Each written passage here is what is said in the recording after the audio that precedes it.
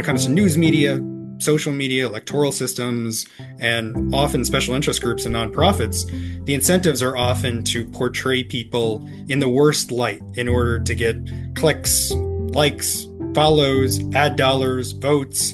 That tends to give this sense of an us versus them, totally different, totally divided narrative, which is overblown. 2 to 4% of Americans say, okay, that's okay to throw a rock at a fellow American who might disagree with you. Then you ask, okay, what share of people in the other party think it's okay? Get answers that are between 40 and 50%. So it's huge distortion thinking that fellow Americans are much more threatening than they really are. Hi, everyone, and welcome to another episode of Courageous Conversations about our schools. This is your host, Ken Futernick, and today we will be talking with James Cohen, the founder of an organization called More Like Us. James will be sharing some fascinating information related to perception gaps and why he thinks students in high schools should be learning about them. Welcome to the podcast, James. Ken, thanks for having us. James, just say a bit about yourself, where you live and what you do. Sure. I'm James Cohen, co-founder and executive director of More Like Us. More Like Us improves the political environment in the U.S. With a focus on education. And we do a lot to correct misperceptions of each other across the political spectrum. And I live in D.C. Terrific. And I'm going to ask you more to say a bit more about these perceptions gaps and why you think students need to learn about them in a moment. But before I have you do that, I'm going to introduce two other guests. Both are students who recently participated in a youth summit where they learn about these perception gaps that, James, you talked about. First, I want to welcome Landon Plouffe. Welcome, Landon. Thank you. It's nice to be here. Great. Really great that you're with us. Landon, where do you live and where do you go to school? I live in Fayette, Missouri. It's a pretty small town. We only have one high school, so I go to Fayette High School, and I'll be a incoming junior. And what subjects in school are you most interested in? Honestly, I'd say English and history are probably my top two. Well, thanks for being here. And Deacon Gardner, I want to introduce you. Welcome to the show. Yeah, thanks for having us. I am a rising junior at Western Albemarle High School. I live in Crozet, Virginia. And I'd say my favorite subject in school is probably social studies overall. So like history, economics, and all of those. Great. And are you also involved in athletics? Yes, I am a distance runner. So I do cross country, indoor track, and outdoor track. And I also run all summer. Deacon, thanks so much for being a part of this, what I'm sure will be an interesting conversation. So let me come back to you, James. I'm hoping you can talk about what the perception gaps are and what you think students need to learn about them. Perception gaps, it's a simple way to think about them is that we're more similar across the political spectrum than we tend to realize. It's also kind of a broader concept that people across politics tend to have distortions of each other, and these distortions are all biased in a negative direction.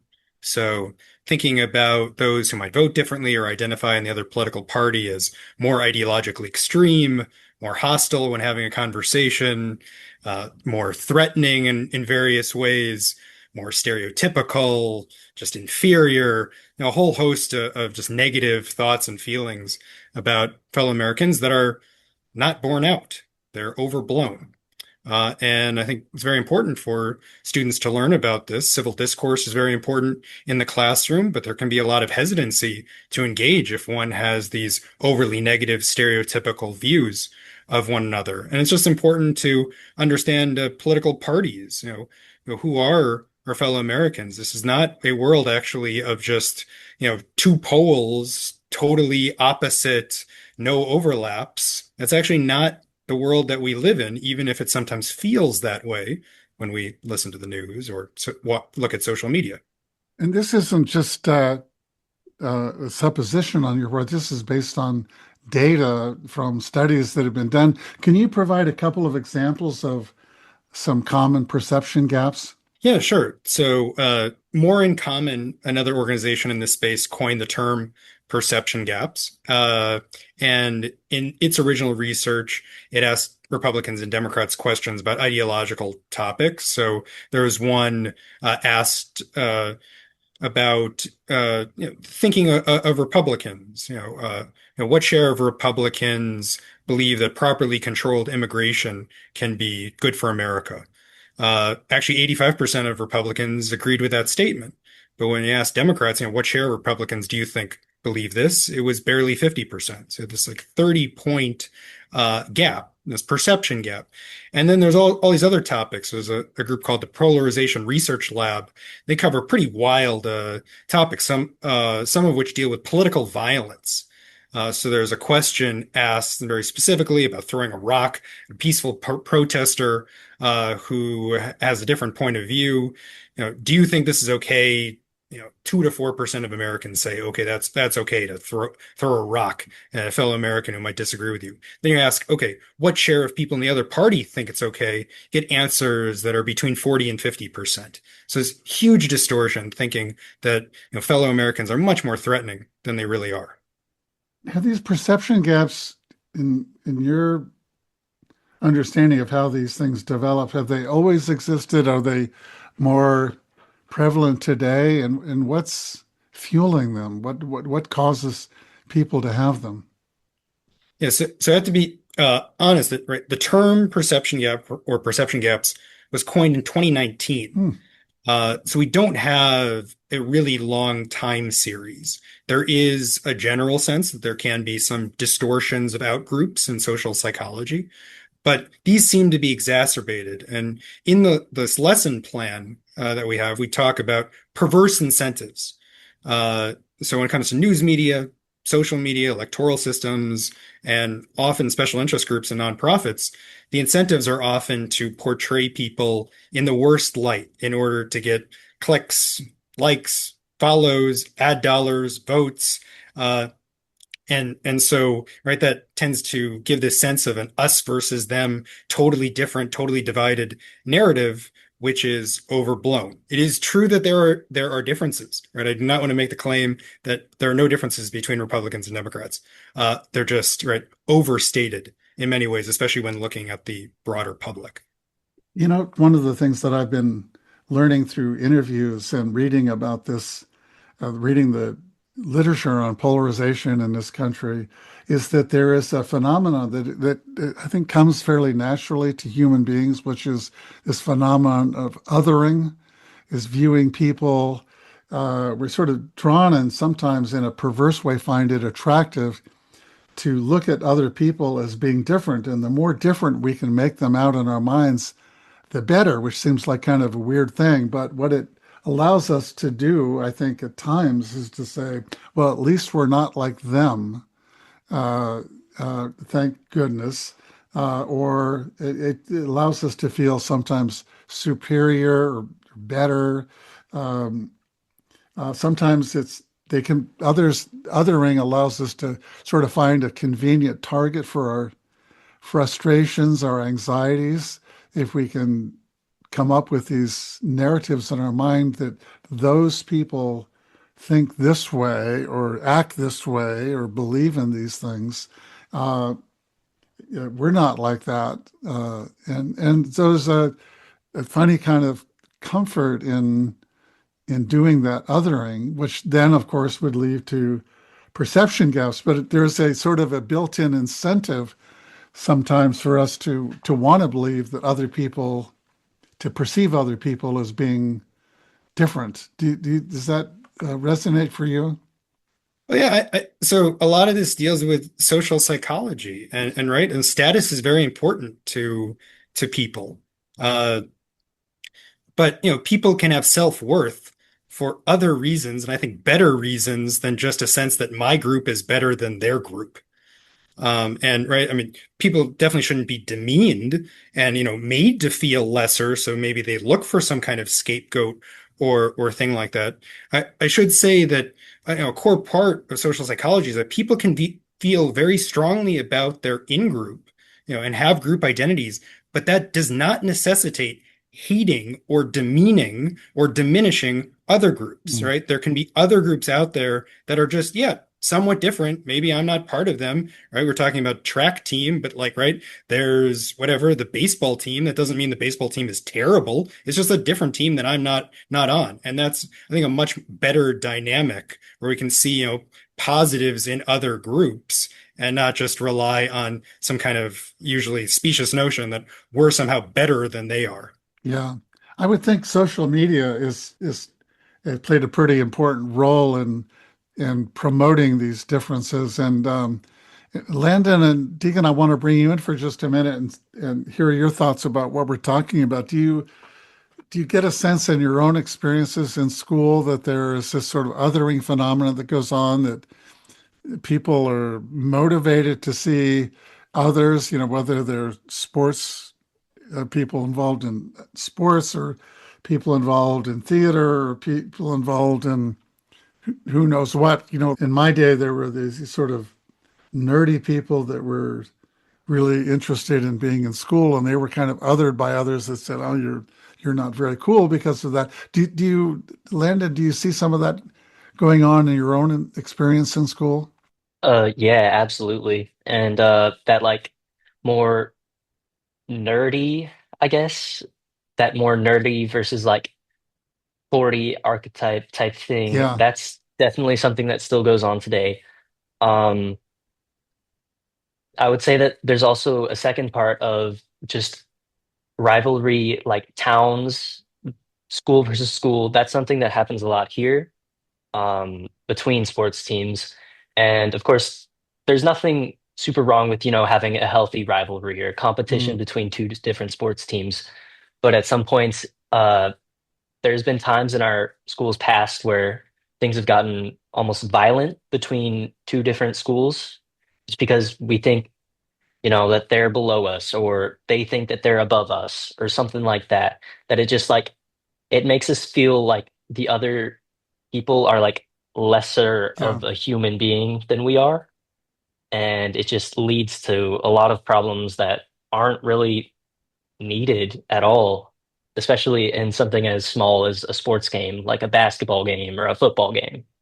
Yeah, I guess under ideal conditions, you'd like to think that when teams, from different towns, counties, cities come together and play, that yes, there's a really great competition. People are trying to win, but that the participants, the parents in particular, and even the coaches and the other people that come and cheer your team on would realize this is just a game. It's a chance to get together, and when it's all over, we're going to be good sports and embrace one another and say what a cool thing it was that we get to come together. And this is just for the sake of sport. It's not that we view each other as human beings as being different. It's just uh, but it doesn't always go that way. And it sounds like you've had some experiences where it spills over into how we perceive each other as humans, not just as the Wildcats versus the Cougars or something. Deacon, what are your thoughts as you listen to this conversation? So, kind of made me think of something similar, not exactly with sports, but at the academic level at my school. My school has a peer tutoring program that I work with. So, I work with a lot of different kinds of kids who about different kinds of things. And what I've seen through that is there's a really like there's almost there's a perception of like a separation between the kids who are really smart academically versus the kids who aren't and they're better at other things.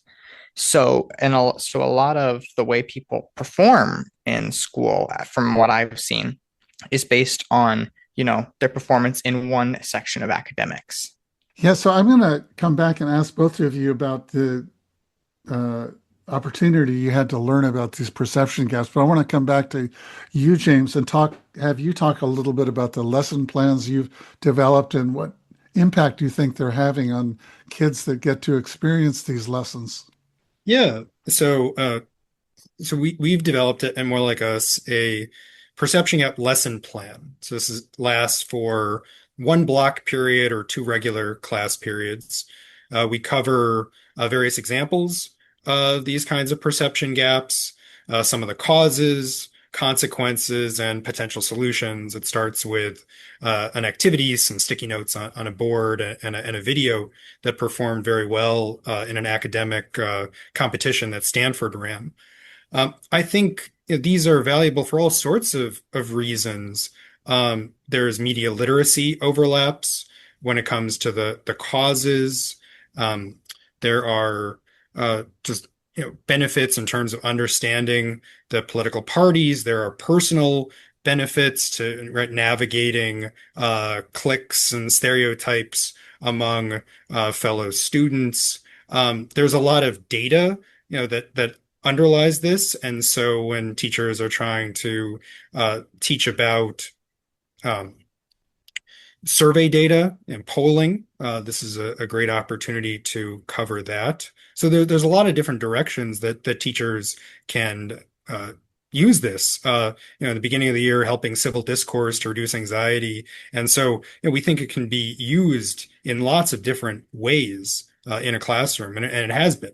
I wonder if you followed up with teachers who have used these lesson plans to find out if it actually has the what I think would be the desired effect, which is to reduce perception gaps. But talk a little bit about what you've noticed with teachers who have been using these lesson plans. Yeah, so I think it benefits the students. We've done some survey work with students who've enjoyed the lesson, feel like they've learned a lot, found the information quite surprising and memorable.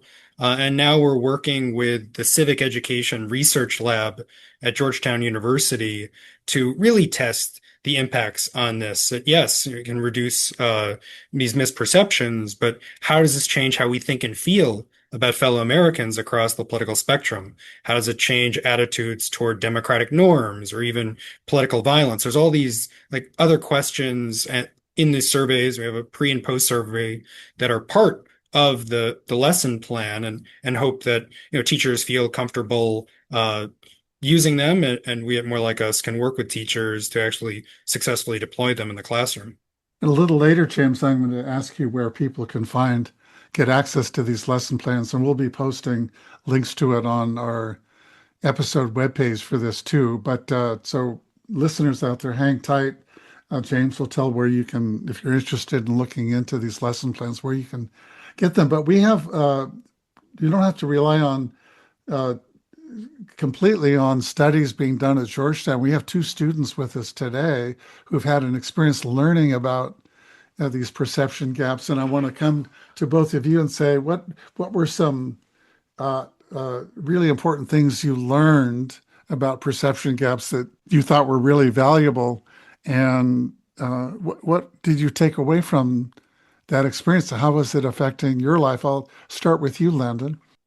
Yeah, like James said earlier, one of the big topics that were discussed between different voting types, Republicans and Democrats, was the immigration issue.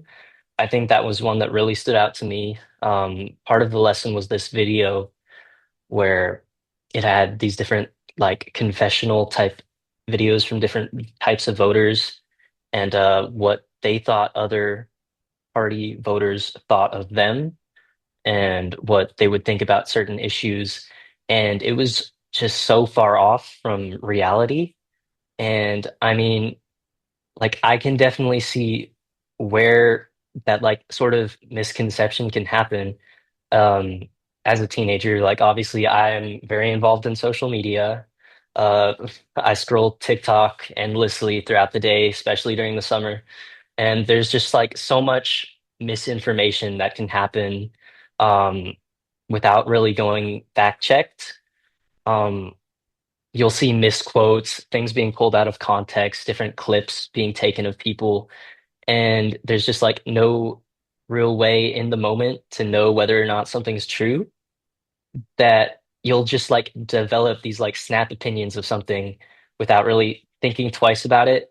And then all of that will just make you think of any like Republican voter you think of as some sort of like maniac who wants everybody kicked out of the country, or some Democrat that just wants every woman to get an abortion or something like that. Like it's just so easy to make those misconceptions just because there's so much misinformation and just people want to like have this like sense of community like banding together against something else to make them feel better about Mhm. themselves and like feel that sense of belonging. So is your one of your takeaways from learning about the perception gap to make you a little more skeptical of what you see on social media and to say, I'm not going to go with that necessarily. There's a good chance that people are motivated to want to say things that aren't necessarily true. But what impact has it had on you personally, learning about these perception gaps? I live in a rural conservative town, so like obviously I'll have opinions that are different from other people's. And I think that the perception gap lesson really just kind of taught me that I need to take what other people say more seriously. Like, I can't just go into something thinking that I'm always going to be right. I need to listen to what other people think. I need to listen to what their views are, what their core interests are, and maybe I'll find something that we have a little bit more common ground on than I thought we've really had before. Boy, I think America would be so much better off if more people did what you just described. So it's a really, if that's happening with you and Deacon, maybe with you and many others that are learning about this, that's likely to bring us closer to, feeling a bit of unity and more like we rather than us and them, which I think this country needs a lot of nowadays. Deacon, how about you? What were some takeaways for you from this experience learning about perception gaps? So after the presentation, we talked about it for a while. I was surprised I didn't know a lot of these things, but I've also since then I've been looking deeper into it, and I was actually able to talk to people about it. I was at another similar program. I just got back last week. It was about freedom and democracy and such, the First Amendment, and we did a lot of discussions, and I would find ways I realized that we had two different sides talking, but neither side would actually really be telling like a full story. They would just be telling their part of the story. So I was able to integrate that to kind of really bring everyone together, I think, more together. Yeah. One of the things I've learned in this podcast, talking with people like Amanda Ripley and Peter Coleman, Monica Guzman, who have written extensively about why we're so polarized, why we have these perception gaps, is that becoming a really good listener, where we're listening without judging and going into it with preconceived ideas. And I think, Landon, you were alluding to that. And simply sometimes looping back and saying, I've heard you talk about your perspectives on this topic. Maybe it's immigration or it's gun control or reproductive rights. Let me see if I understand you well, rather than let me tell you why I disagree with you. And oftentimes when we do that and loop back and simply say, did I get that right? People say, not exactly, let me clarify, or you miss one important part. But people also really appreciate being heard. And we all like that. But oftentimes I think it would lessen the perception gap for us to become better listeners. Uh, and to make sure that we really understand rather than just going to our preconceived notions. And both you, Deegan and Landon, were talking about that a little bit. So, what better place for this to happen, these kind of conversations, this kind of learning, than schools? But I want to throw out an idea, because I learned this. I heard this idea from someone that I want to talk about for a second and see what all of you think about this. I interviewed a guy named Daryl Davis, a few months ago. Daryl Davis is he's a very accomplished musician. He's a black man. He's played with Jerry Lee Lewis and Chuck Berry in the past. Um, but he also had a chance to play music in clubs on the East Coast where there were um, people that came up to him, white people, and got to talking to him. And some of them said, I've never spoken to black people before. And one of them, it turns out, was a member of the Ku Klux Klan. And Daryl Davis thought he couldn't believe it was true. You're talking to me. We're talking about music. You're a nice person. And Daryl eventually says, "How could you be involved in an organization that hates people like me without even knowing who I am?" But when I continued to interview Daryl, he said his willingness to do that really goes back to when he was a child. He was the child of two parents who were part of the State Department. They were working in Europe, and the schools that Daryl went to were populated by people from all over the world, from Africa and several nations in Europe and Asia. People looked different. They had different religious backgrounds, different perspectives. And he said, because that was my experience growing up with all these different kids, um, I never even knew what racism was. It didn't exist because we were all learning and interacting and playing sports and all kinds of things together. And it wasn't until he was about 12 years old and back in America, he was a Boy Scout. And in a parade, he was one of the only black people, maybe the only black person in the parade. And people started throwing cans and bottles at him. He didn't know why. And later, his parents introduced the concept of racism.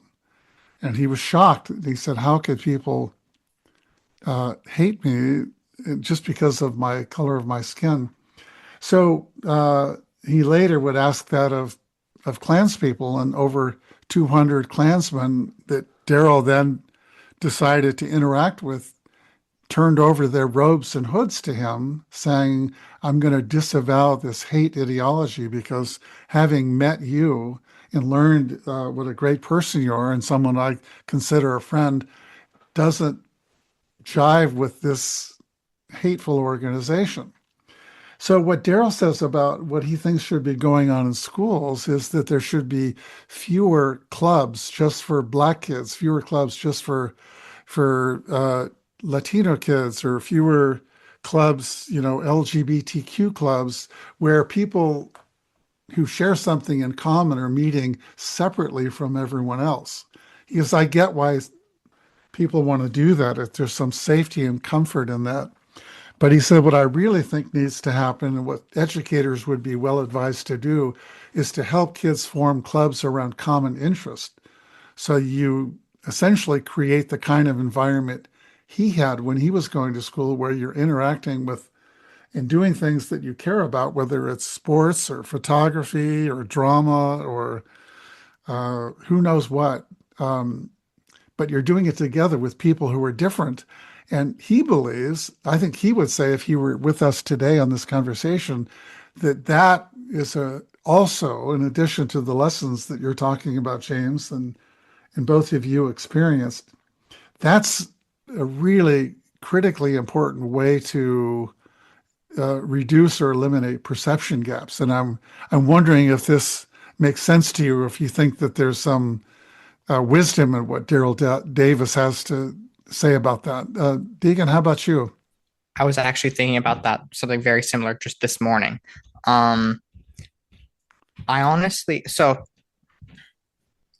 I think, I think that's the best way to go about it. However, I don't think you can just switch to that because people are already inclined to just be with their own people. Mm-hmm. So if you just pull them apart from their own people, they're going to fight back. And that just makes the problem worse because then it becomes like these people are like hurting us. But having having all these different groups come together without necessarily even having like a particular purpose to be there, just being together. Not based on who they are or what they look like, but based on, what they do, what they like to do, and such. That lets them actually get to know each other as people and not as what they are. Do you think that would be helpful in the school where that you attend? Yes, I absolutely think so. Yeah. Landon, what do you think about this? Do you think this is also part of a solution in addition to learning in class, say about perception gaps and all the things that you got to do and the things that James is talking about is more interaction across these lines that sometimes keep us apart? Yeah, I do think that it would help.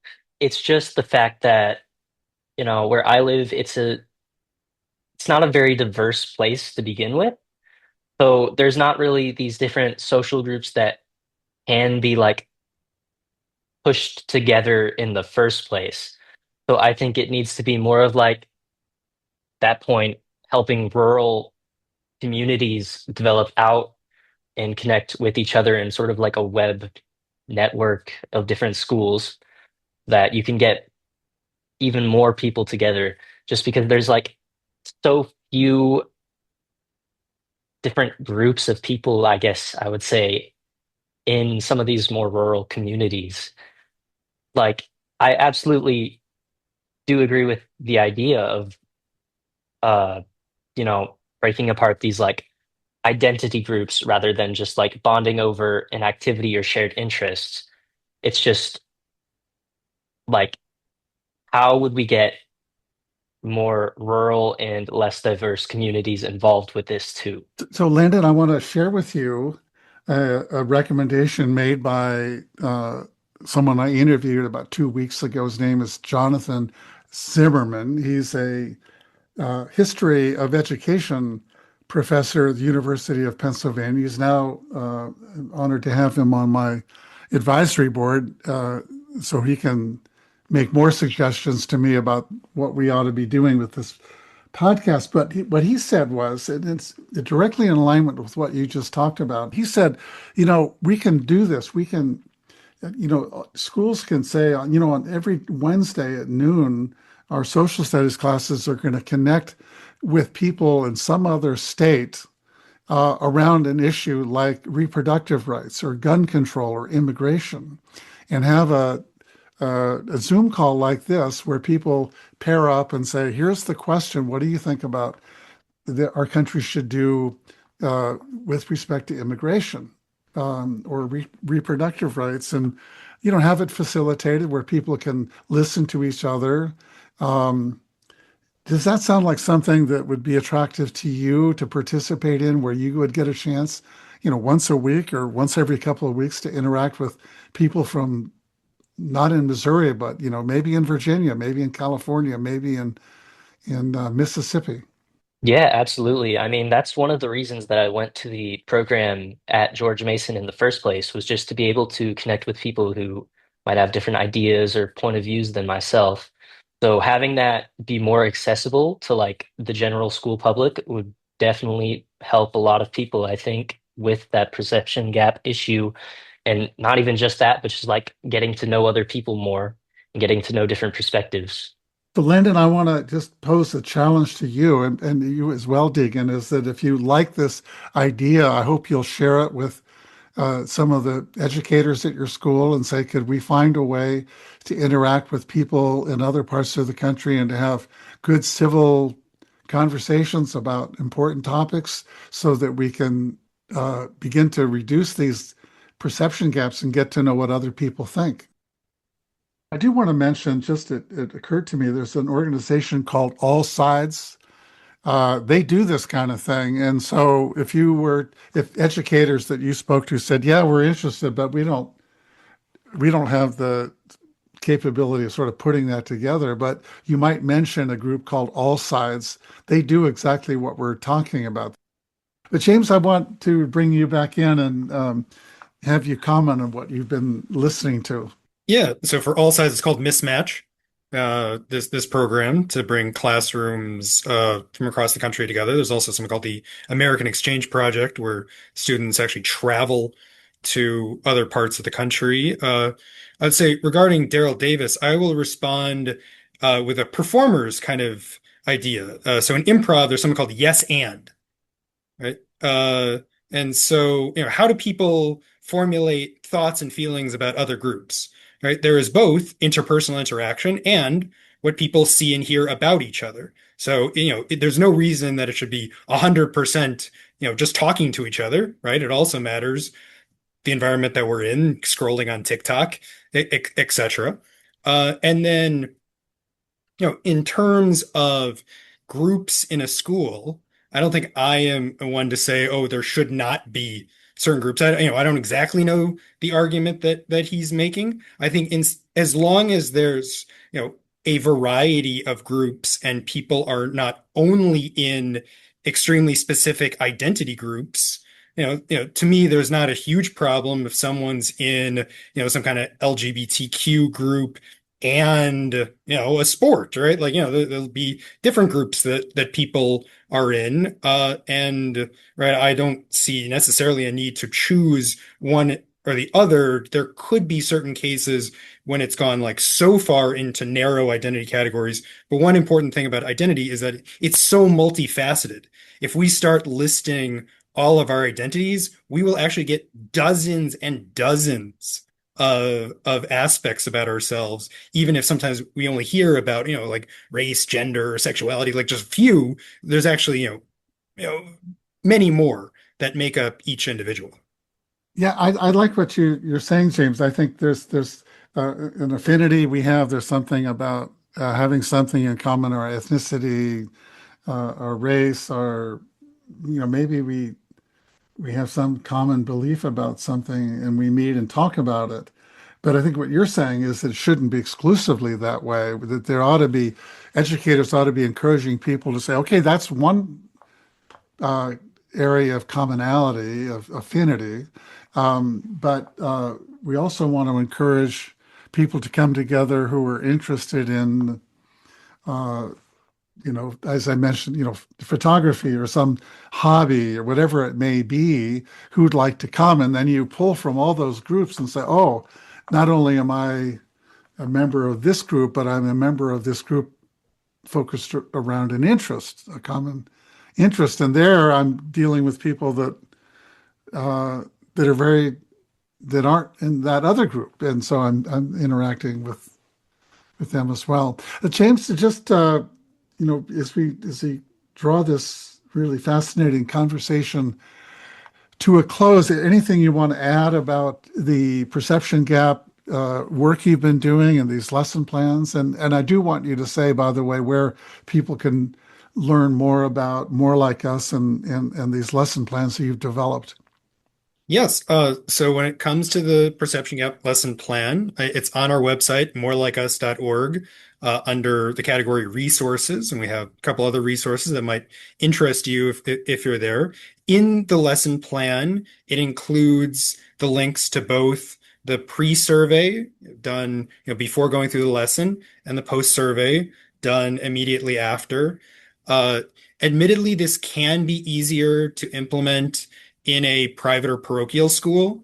There's just less red tape. But Georgetown University has gone through its institutional review board and it is completely exempt. No parents actually need to sign off from Georgetown's standpoint about it. So hopefully, there aren't too many hurdles to go over. If there are any challenges, always welcome to reach out. My contact information is on the website. And we're really trying to do this in the fall.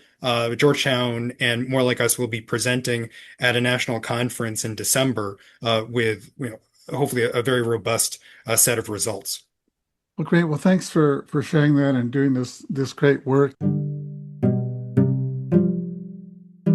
I want to thank each of you for being part of this episode of Courageous Conversations about our schools. Fascinating topic, really important topic. And I wish all of you well. You're about to start school in the next couple of weeks, I guess. So I wish you well this year as as juniors. And James, thanks for telling us about this great work you've been doing. I really appreciate it. Thanks for having us, Ken. So, listeners, you can find this and all of our episodes of Courageous Conversations about our schools at schoolconversations.org. We will include the links that James mentioned about today's conversation on the webpage for this episode. You can also listen to all of our episodes wherever you listen to your podcasts. Bye, everyone.